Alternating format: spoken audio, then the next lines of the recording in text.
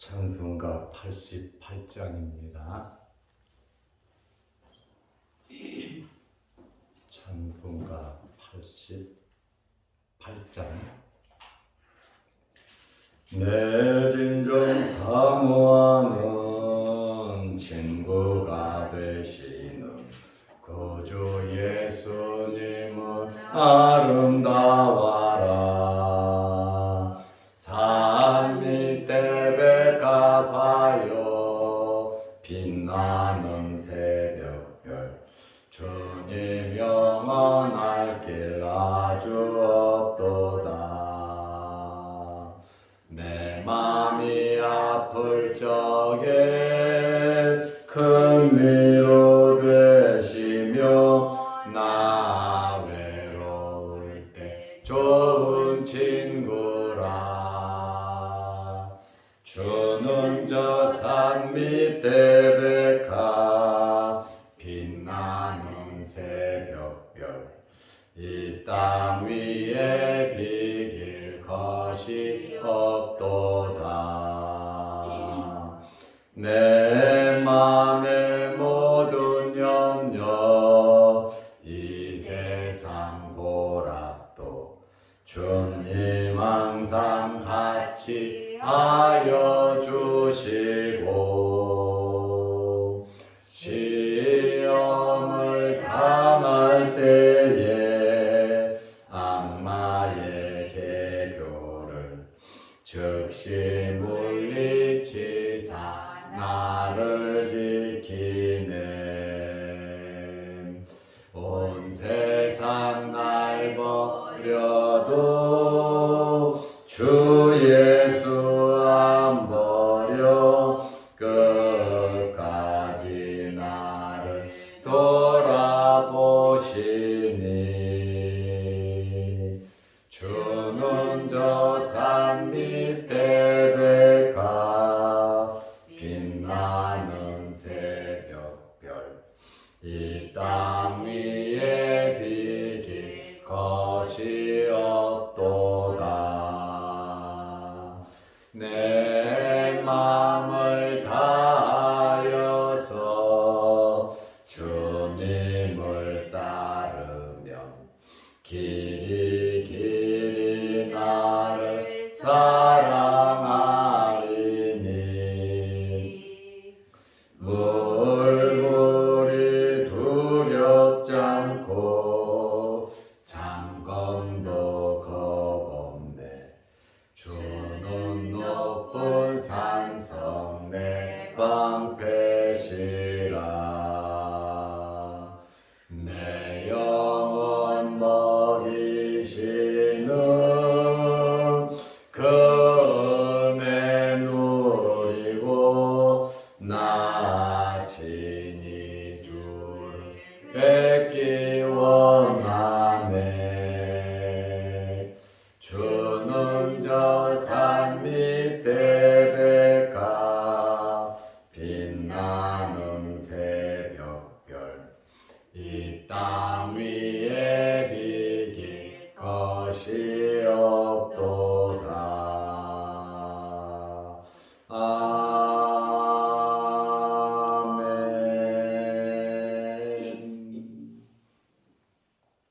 사도신경으로 신앙을 고백하겠습니다.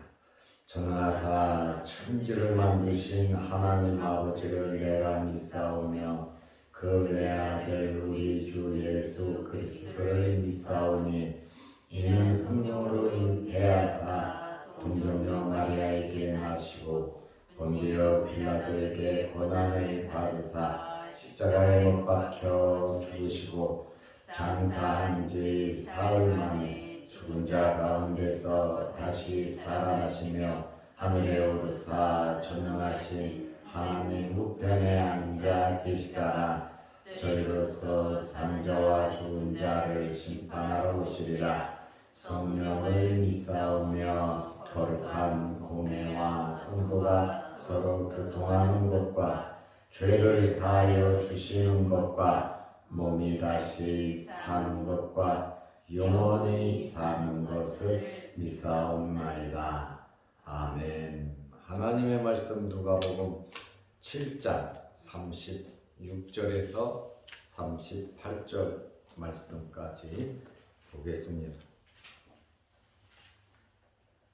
한 바리새인이 예수께 자기와 함께 잡수시기를 청하니 이에 바리새인의 집에 들어가 앉으셨을 때에 그 동네에 죄를 지은 한 여자가 있어 예수께서 바리새인의 집에 앉아 계심을 알고 향유 담은 옥합을 가지고 와서 예수의 뒤로 그 발 곁에 서서 울며 눈물로 그 발을 적시고 자기 머리털로 닦고 그 발에 입 맞추고 향유를 부으니. 아멘. 38절 말씀까지 보았습니다. 향유를 부은 여인에 대한 말씀입니다.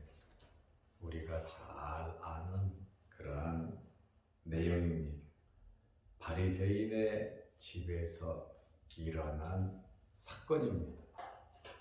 누가복음 7장 36절에 한 바리새인이 40절에 보면 이 사람이 시몬인 것을 알 수가 있습니다. 예수께 자기와 함께 잡수시기를 청하니 이에 바리새인의 집에 들어가 앉으셨을 때에 그랬습니다. 여기 바리새인 시몬이 예수님을 자기 집으로 초대했어요.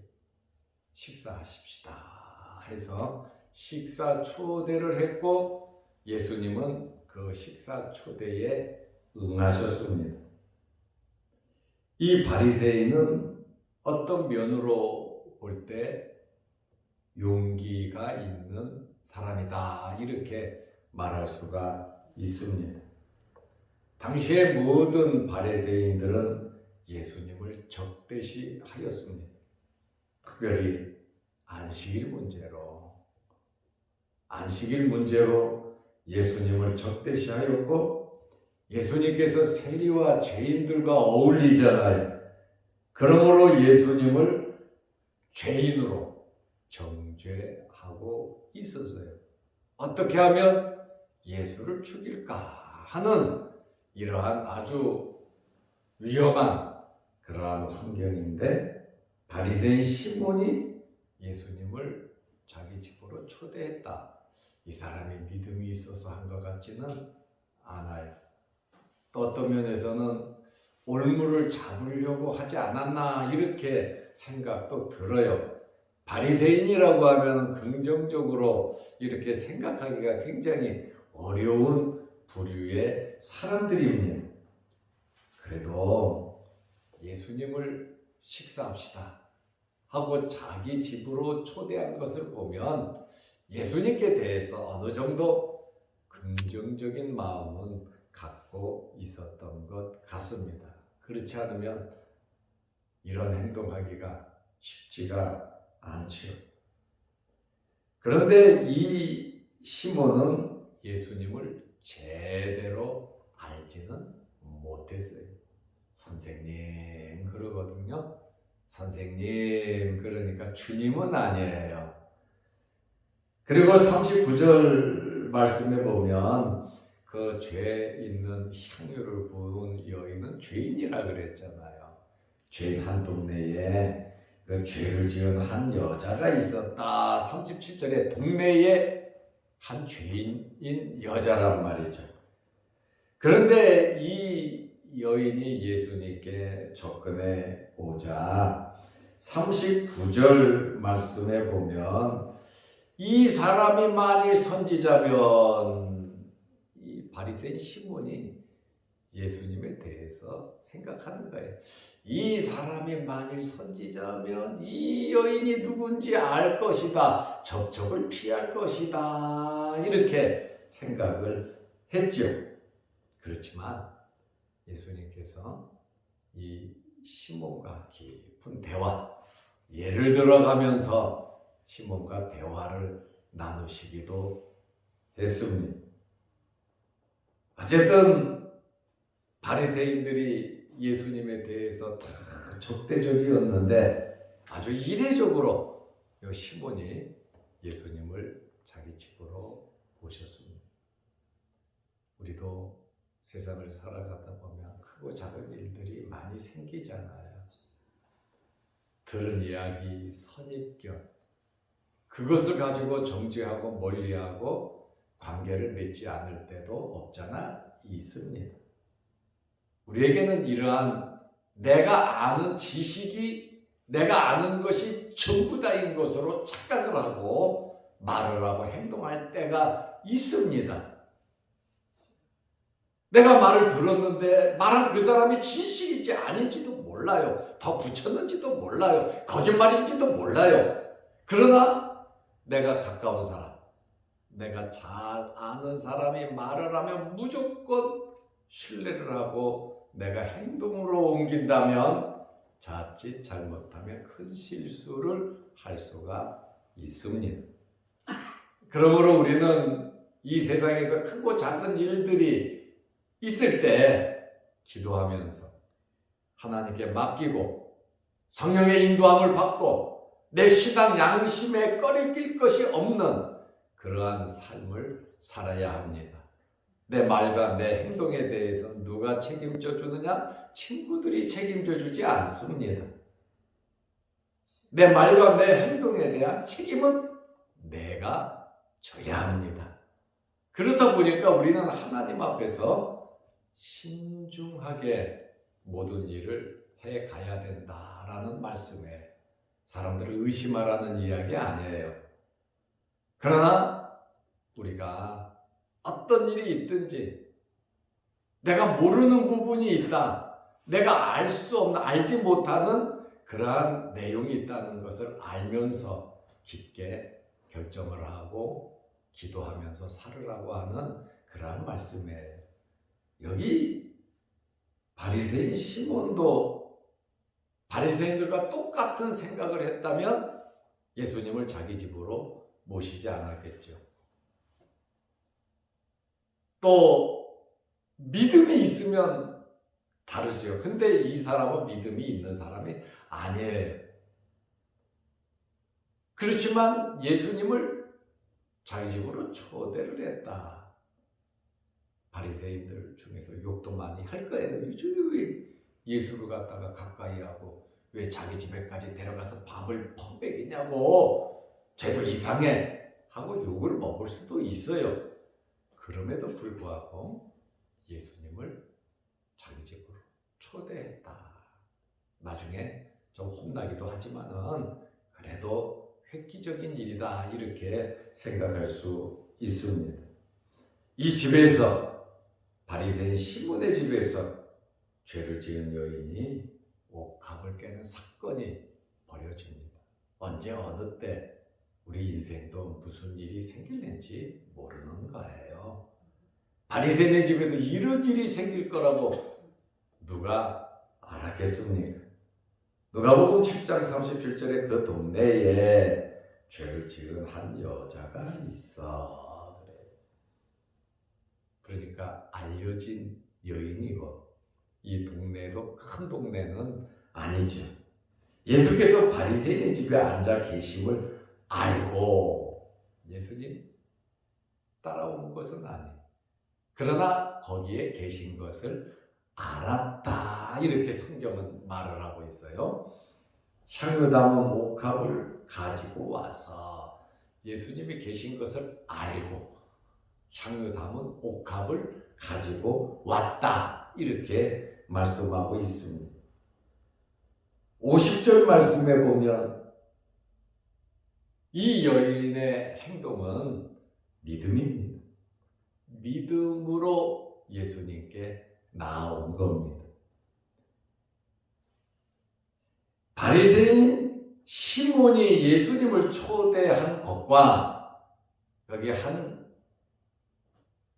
죄인인 여인이 예수님께 나온 것과는 천지 차이란 말이죠. 이 여인은 50절 말씀해 보니까 믿음으로 예수님께 나아왔습니다. 죄를 지은 여인이 소문을 듣고 예수님께 나아왔습니다. 어떤 사람들은 이 여인을 창녀로 보는 사람들도 있습니다. 그러나 성경은 이 여인이 무슨 죄를 지어서 죄인이 되었는지는 성경은 말하고 있지 않습니다. 죄인이라고 하니까 얼굴 들고 떳떳하게는 살지는 못했던 것 같습니다. 사람이 그렇죠. 사람의 눈처럼 무서운 것이 무엇이 있습니까? 이 여인은 죄인의 친구이시고 사랑과 용서를 하시는 그러한 예수님을 믿었다는 거예요. 다른 사람은 자기에게 다 욕을 하고 다른 사람들은 자기를 몰라주고 다 버려도 예수님은 늘 함께 한다는, 나의 죄를 용서한다는, 나와 늘 함께 하신다는 그러한 믿음을 가지고 있었습니다.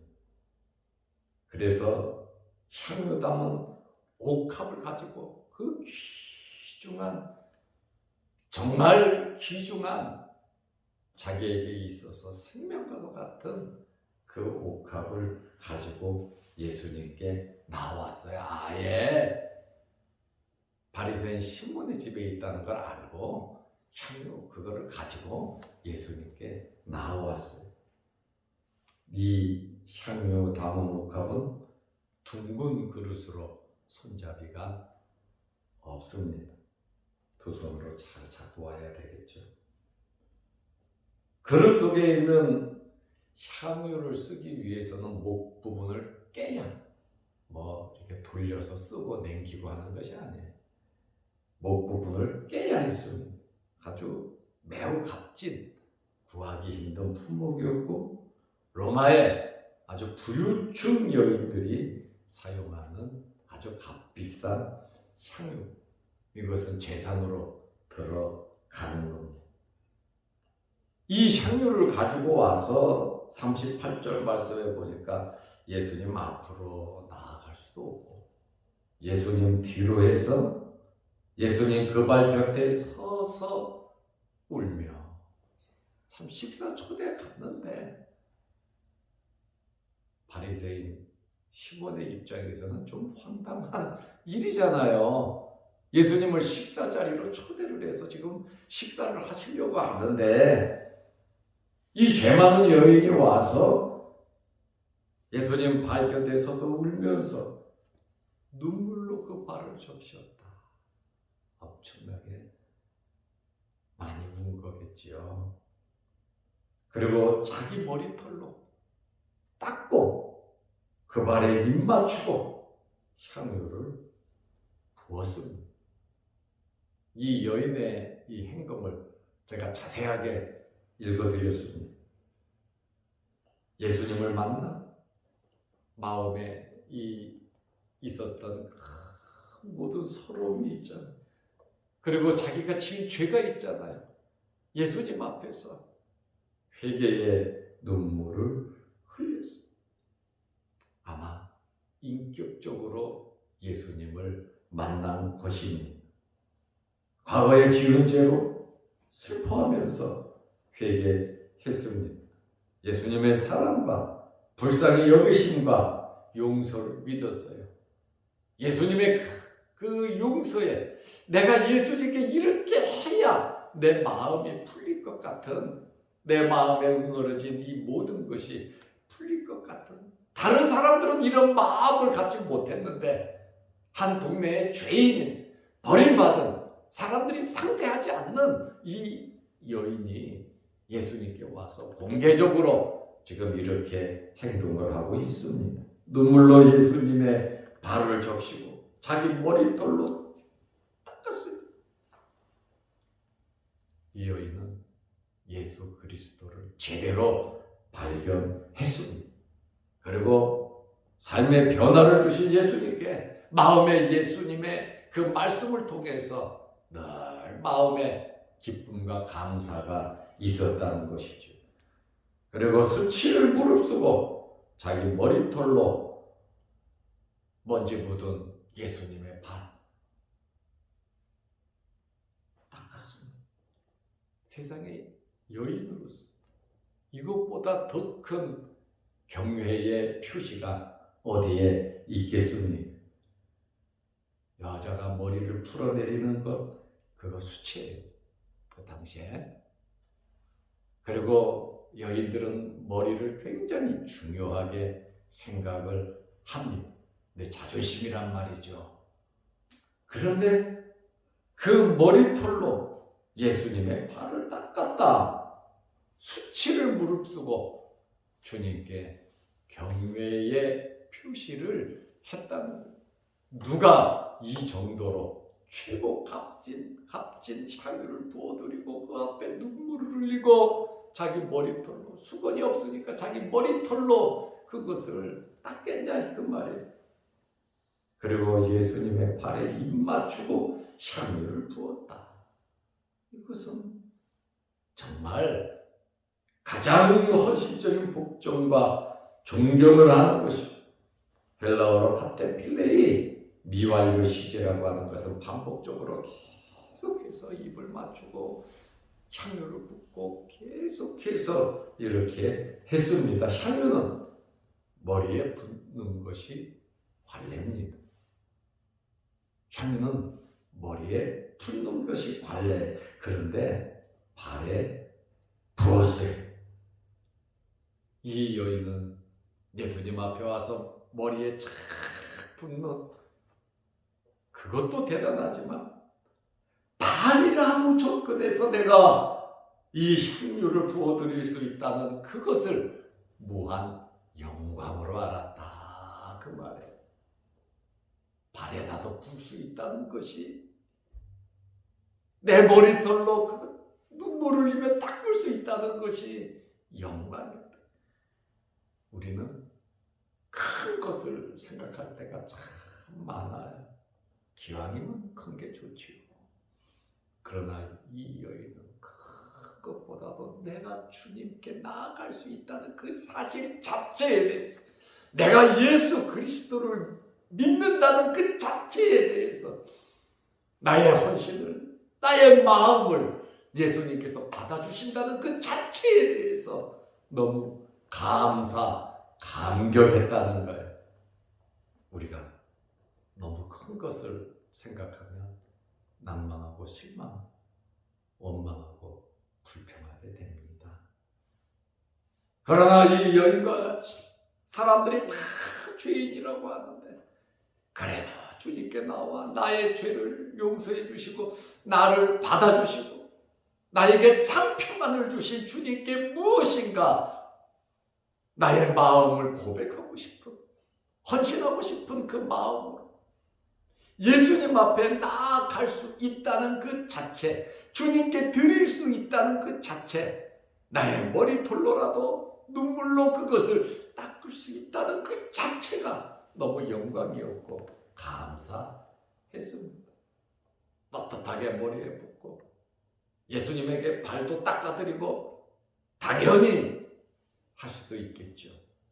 그러나 이 여인의 마음은 그것이 아니었다라는 말, 눈물의 회개와 감격의 봉헌인 것을 우리가 알 수 있습니다. 이 여인이 할 수 있는 최선의 섬김과 봉사를 했습니다.